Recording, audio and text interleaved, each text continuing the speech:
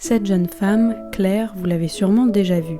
Maud aussi d'ailleurs. Et Haydée, j'en parle souvent, vous devez la connaître. Enfin, si c'est le cas, c'est que vous avez déjà vu les contes moraux d'Éric Rohmer. Mais est-ce que vous les avez tous vus ? En tout, il y en a 6. Et le premier de la série, c'est un petit film tourné en 1963.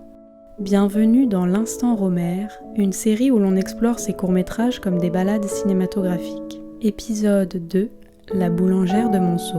Dans ce court-métrage, Rohmer dresse un canevas thématique qui sera commun aux 5 autres films de la série. Un homme est amoureux d'une femme, mais elle disparaît un instant, alors il se console auprès d'une autre, souvent croisée par hasard, jusqu'à ce que la première refasse surface.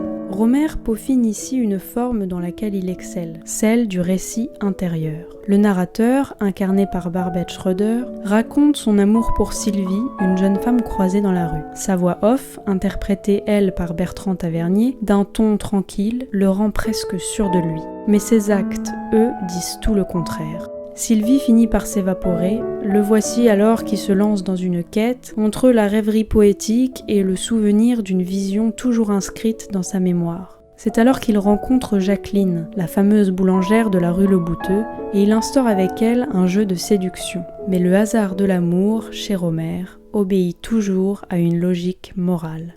Quand Sylvie réapparaît, le narrateur retourne vers elle, persuadé d'avoir choisi la bonne.